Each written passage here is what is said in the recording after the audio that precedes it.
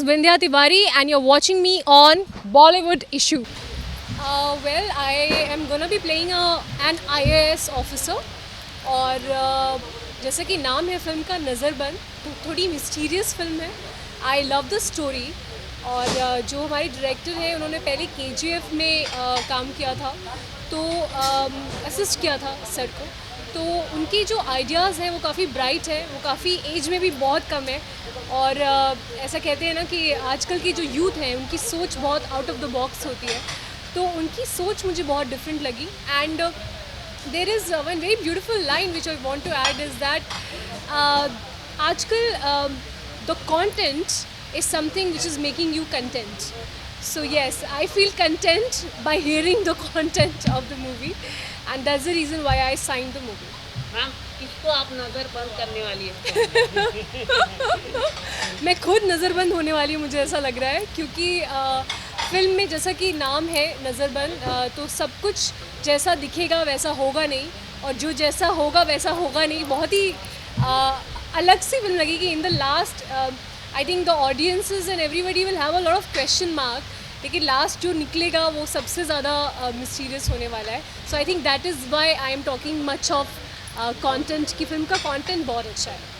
Film की कहानी तो जैसे कि आप बता रहे हैं तो बहुत ही अच्छी है, लेकिन आप नए फिल्म प्रोड्यूसर डायरेक्टर के साथ कब काम कर रहे हैं जी. तो are you conscious working with them? और देखिए, मैं पहली बात तो कि कोरोना के बाद पहली चीज़ जो मैं आपको बताना चाहती हूँ ये है कि I think we all have realized one thing, that for all of us, working is the most important thing.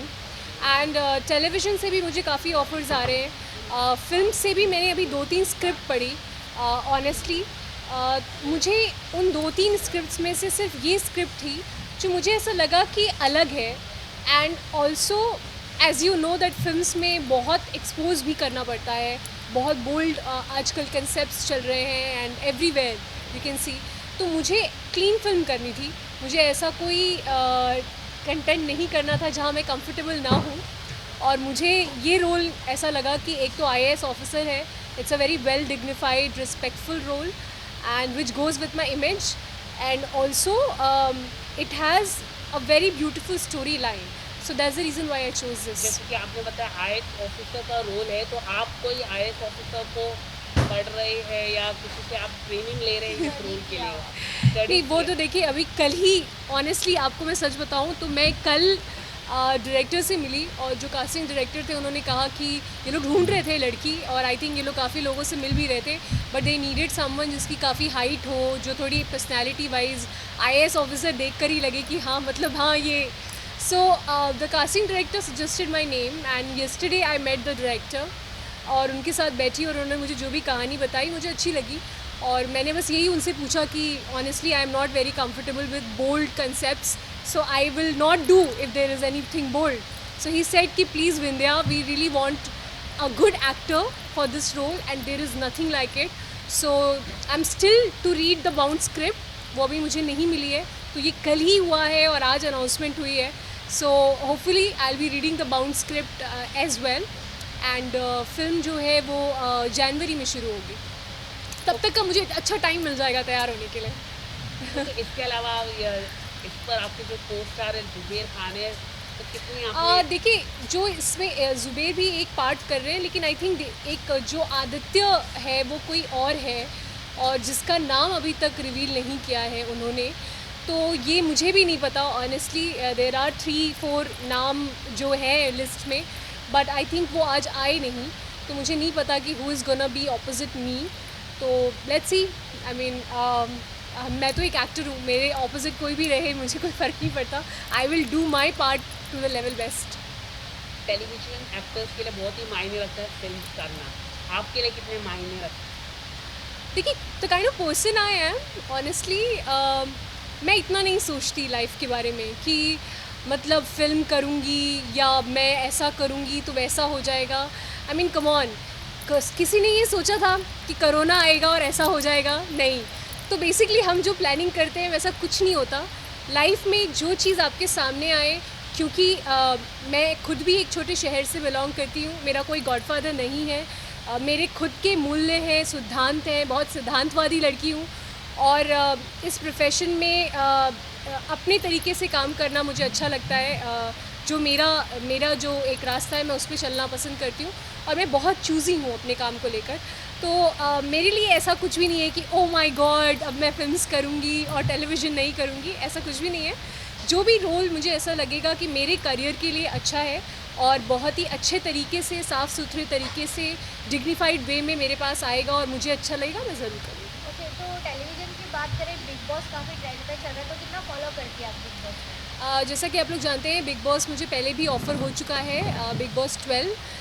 लेकिन उस वक्त मुझे ऐसा लगा कि मैं कंफर्टेबल नहीं हूँ और कहीं ना कहीं मैं इतना प्रेशर नहीं लेना चाहती थी उस दौरान अपने करियर में, तो मैंने वो डिनाई कर दिया था ऑफ़र। और अभी भी मुझे ऐसा लगता है कि कहीं ना कहीं बिग बॉस में जितने भी कंटेस्टेंट जाते हैं वो बहुत ही ब्रेव है, क्योंकि वो अपना सब कुछ दांव पर लगा कर आते हैं, अपना हर एक चीज़। तो मुझे ऐसा लगता है कि they are the most brave person, because if they are able to get into that zone and वो पूरे क्रिटिसिज्म को झेलने के लिए तैयार है। तो मुझे इससे लगता है कि बिग बॉस से जब आप बाहर आओगे तो आप एक अलग तरीके के इंसान होगे, जो एक बहुत ही प्यारा सा वर्ड है जिसका नाम है अनफकविदेबल। वो नाम बहुत अजीब है, लेकिन एक्चुअली में वो एक ऐसा जोन आता होगा जब सोचते होंगे कि अब तो सब कुछ, तो अब इसके बाद क्या। So I think Bigg Boss is interesting. अभी मैं 2 साल में मैंने जो फॉलो अप किया, मुझे ऐसा लगता है कि लास्ट ईयर का बिग बॉस बहुत अच्छा था। सिद्धार्थ मेरे फेवरेट कंटेस्टेंट थे और शहनाज भी मेरी फेवरेट कंटेस्टेंट थी, और इस बार भी अच्छा है। लेकिन कहीं ना कहीं मुझे ऐसा लगता है कि पिछले बार की जो बात थी वो थोड़ा मिसिंग है इस बार, तो थोड़ा वो एक कुछ करना पड़ेगा, स्पाइस अप करना पड़ेगा, तो ही वो अच्छा रहेगा। आपने कहा आपको जाने में परेशानी, मतलब ऐसी क्या परेशानी है कि आप परेशानी as in maybe I am not ready. वो उतना क्रिटिसिज्म, मैंने कहा ना, जो लोग वहाँ जाते हैं वो बहुत ब्रेव है, तो पेशेंस, ब्रेव, मुझे ऐसा लगता है कि मुझे थोड़ा वक्त लगेगा। मैं बन रही हूँ ज़रूर, बिल्कुल। लेकिन वो जो एक फ्रेम ऑफ माइंड होता है कि आप बिग बॉस में जाएं, और आफ्टर कोरोना तो बिल्कुल भी मैं लॉकडाउन नहीं करना चाहती अपने आप को 3-4 महीने के लिए। तो ऑफ कोर्स मैंने वही कहा कि हर चीज़ प्रोसेस में होती है, and maybe one day I will take the decision to go in Bigg Boss. आपने कहा कि सिद्धार्थ आपके मनपसंद थे, जी बिल्कुल। तो इस समय भी जो सिद्धार्थ गए थे, तो क्योंकि लॉकडाउन का समय रहा रहेगा तो आपको समय मिला ही होगा बिग बॉस देखने का। ये सीज़न में सिद्धार्थ, हिना और गौहर खान की अगर हम बात करें, तीनों में से कौन सबसे ज़्यादा भारी पड़ा है? देखिए, एक बात मैं गौहर खान के बारे में बिल्कुल कहना चाहती हूँ, व्हाट अ ग्रेस, कितनी ग्रेसफुल है वो। मतलब जिस तरीके से वो बात करती हैं, अपने शब्दों का चयन करती हैं, उनके लफ्ज़ जो वो कहती हैं, जिस तरीके से वो अपने आप को ढालती हैं, कपड़े पहनती हैं, so much of grace and dignity. I am a big fan of Gauahar Khan. मुझे ऐसा लगता है कि बिग बॉस की वो पसंदीदा कंटेस्टेंट रहेंगी हमेशा, क्योंकि उनके अंदर जो ग्रेस है, जो डिग्निटी है, और अपनी इंडिविजुअलिटी को मेंटेन करते हुए अपनी बातों को वो कहती हैं, तो वो मेरी फेवरेट, अगर आप इन तीनों में पूछेंगे तो मेरी फेवरेट गौहर है। और सिद्धार्थ मुझे इसलिए last year as a contestant बहुत अच्छे लगे थे। एज अ जज मैं नहीं जज करना चाहती उन्हें, लेकिन एज अ कंटेस्टेंट इसलिए अच्छे लगे थे क्योंकि वो बहुत लॉजिकल बात करते हैं। उनकी जो बातें होती हैं वो इतनी लॉजिकल होती हैं कि आप भी बैठकर ये सोचते हैं कि कोई इंसान इतना इंटेलिजेंट कैसे हो सकता है। लेकिन आपने कहा कि लड़ लो हाँ। सिद्धार्थ और क्या? शहनाज की दोस्ती आपको भी काफ़ी पसंद आई जी। क्या कहना चाहेंगे? उनका गाना भी आया है अभी, लेकिन काफ़ी ट्रेंड भी हो रहा है गाने को लेके। आपने देखा है वो गाना? मैं और झूठ नहीं बोलूँगी, मैंने गाना नहीं देखा है अभी। लेकिन आई एम श्योर दोनों ने बहुत अच्छा किया होगा। और शहनाज की जो क्यूटनेस है, जो नॉटीनेस है उनके अंदर, और जो बेबाक तरीके से वो बात करती हैं, I think that's very cute, I feel. और दोनों की नोक झोंक भी बहुत अच्छी है। तो वो हमेशा, देखिए, हम एक्टर्स का काम क्या होता है, एंटरटेन करना, तो वो उन दोनों में वो एंटरटेनमेंट भरपूर मात्रा में है, और वो हमेशा लोगों को एंटरटेन करेंगे। ओके, तो गौहर खान की बात किया जाए, अभी उनके ब्रेकअप की जो खबरें आ रही हैं, बिल्कुल। जैद दरबार से, जी। तो आपको क्या लगता है कितना ये इसमें सच्चाई है? क्योंकि अभी अभी रिसेंटली आया कि वो दोनों एंगेजमेंट भी करें, तो क्या आपको क्या लगता है कितना, क्योंकि पब्लिक से देखिए, प्यार जो होता है ना वो छुपता नहीं है खुद के एक्सपीरियंस से बोल रही हूँ। उम्र भी तो मायने रखती, एज भी मायने कोई रखती है। मायने नहीं रखती। आप ये बताइए, किसी चीज़ की क्या गारंटी है कि आज आपने अपने से छोटी उम्र की लड़की से शादी कर ली या आपने अपने बड़े की उम्र से शादी कर ली तो वो शादी या रिश्ता टिकेगा? किसी चीज़ की अब ज़िंदगी की कोई गारंटी नहीं है, तो हम गारंटी की तो बात ही ना करें तो बेहतर होगा। दूसरी चीज़, प्यार इन सब चीज़ों से ऊपर होता है। अगर आपको किसी से प्यार है तो वो हर अनकंडीशनल होगा तो ही खूबसूरत होता है। अगर उसमें कंडीशंस लगाएंगे तो वो प्यार नहीं है, फिर वो बिज़नेस है। तो मुझे ऐसा लगता है कि कहीं ना कहीं वो प्यार वाली जो फीलिंग है वो मुझे भी नज़र आती है। और इस्माइल दरबार जी बहुत सालों पहले वो मेरे पड़ोसी थे और बहुत ही अच्छी फैमिली में वो जाएंगी, क्योंकि इस्माइल सर अपने आप में बहुत अच्छे इंसान हैं। उनकी वाइफ भी बहुत अच्छी है। जैद को भी मैं जानती हूँ, बहुत अच्छे से तो नहीं लेकिन कभी कभी मुलाकात होती थी क्योंकि पड़ोसी हो तो कभी कभी। लेकिन बहुत ही अच्छी फैमिली है। और गौहर सब लोग जानते हैं कि she is the example for grace and dignity.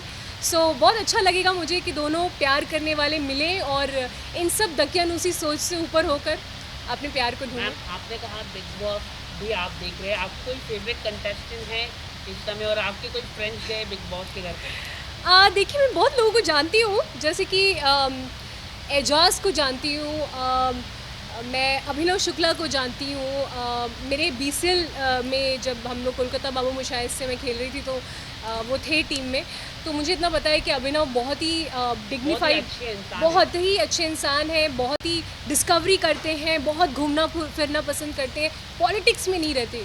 अभिनव की सबसे अच्छी बात ये है कि वो पॉलिटिक्स में नहीं रहते, वो एक ऐसे, वो जो रियल एक मैन होता है वो वैसे हैं।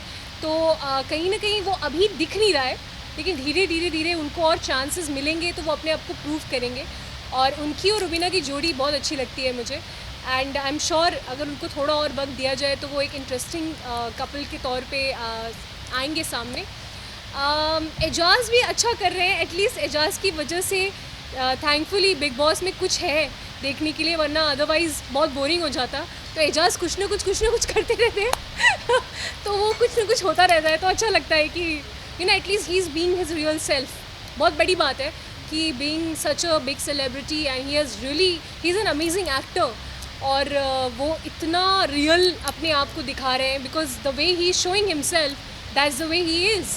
सो ये एक बहुत ही कमेंडेबल थिंग है। मैम, जैसे कि आप एजाज की अच्छी दोस्त है, लेकिन उनके बारे में बिग बॉस के घर पे कुछ भी बोला जा रहा है, लाइक अगर आपने देखा, देखिए, मैं अच्छी दोस्त नहीं हूँ, पहले तो आप लोग जो ये तरोड़ मरोड़ के मैं बिल्कुल अच्छी दोस्त नहीं हूँ। मेरे इंडस्ट्री में बहुत कम फ्रेंड्स हैं। मैं एजाज से, हमारे म्यूचुअल फ्रेंड्स हैं, उनके तौर पे कई 2-3 बार ऐसे मिली हूँ, थोड़ी बहुत इंटरेक्शन की है।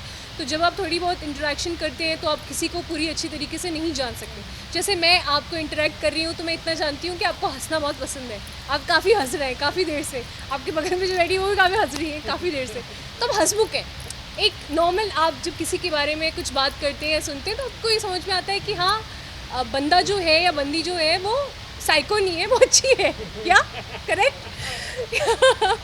तो एजाज बहुत ही चिल्ड आउट लगे मुझे, जब भी मैं मिली हमेशा हंसते रहते हैं, खुश रहते हैं, जोक्स क्रैक करते हैं, मुझे कभी परेशान नहीं लगे, कभी जो चीज़ें हो रही हैं वैसी नहीं लगी। बट अब क्योंकि वो अब उनके फैमिली मेम्बर हैं, उनके साथ रहना है, तो वो बेहतर तरीके से जानते होंगे कि क्या है और क्या नहीं। बट अभिनव के बारे में बात करेंगे। अभिनव काफ़ी शांत है और रुबीना काफ़ी हंगामा कर देती है, सभी लोगों का कहना है। हाँ, क्या कहना चाहिए दोस्त है रुबीना के बारे में, आप कुछ कहना चाहेंगे? देखिए ऐसा ही होता है ना, अभी ऑपोजिट्स अट्रैक्ट ईच अदर, अगर दोनों एक जैसे हो जाएंगे तो वो भाई बहन हो जाएंगे। तो सही बोला आपने। तो कहीं ना कहीं थोड़ी बहुत समानता ना हो तो ही अच्छा है। और अभिनव गंभीर है तो वो थोड़ी नटखट है, तो अगर वो दोनों ही गंभीर हो जाएंगे तो फिर बिग बॉस में तो मज़ा ही नहीं आएगा एज अ ऑडियंस। वैसे भी ऑनेस्टली मैं आपको बताऊं कि बिग बॉस उतना मज़ा नहीं आ रहा है इस बार, तो हम लोग सोचते हैं कि कुछ ना कुछ उसमें हो ऐसा कि हमें मज़ा आए। तो इट्स गुड दैट रुबीना थोड़ी वैसी है। और रुबीना की अच्छी बात, मुझे उनके डिक्शन बहुत अच्छा लगता है, वो बहुत अच्छी इंग्लिश बोलती है और ये बहुत ही काबिल तारीफ़ बात है, क्योंकि वो एक बहुत ही छोटे से गांव से हैं हिमाचल के, और उनकी एजुकेशन इतनी अच्छी है, एकेडमिक्स उनका बहुत अच्छा है। तो हर इंसान से कुछ ना कुछ सीखते हैं। रवीना में ये एक अच्छी बात है, अभिनव में कोई अच्छी बात है। तो I think that's how they balance each other. जिस तरह से आप बिग बॉस के बारे में बता रही है मैम, जी। ऐसा लग रहा है कि आप टॉप 5 में तो आप जाएगी अगर आप बिग बॉस के घर पे बिल्कुल जाएगी। अच्छी बात है। चलिए, आपको ऐसा कहते हैं ना manifestations, I always believe in that. जैसे आपने आज ये बात बोली, अब वो यूनिवर्स में गई, अब यूनिवर्स में जाने के बाद कुछ दिनों तक वो रहेगा, और हो सकता है नेक्स्ट ईयर मैं ऐसे ही हूँ और फिर मैं अब बोलूँगी कि हाँ, वो जो एक लड़का था जो हंस रहा था उस दिन बैठ के, उसने ये बात कही थी। सो या you never know. Okay, big boss की अगर आपने जैसे कि सिद्धार्थ और शहनाज की जोड़ी कैसी लगती है आपको, अगर आप बात करें? मैंने आपको बताया कि उनकी जोड़ी बहुत ही लाखों में एक जोड़ी है, और मैं तो चाहती हूँ कि दोनों बस हो जाए। मेरी क्यूट दी स्माइल पे कितना हंस दी वो दोनों बहुत अच्छे लगते हैं साथ में। Thank you so much, love to talking to ma'am. Thank you so much.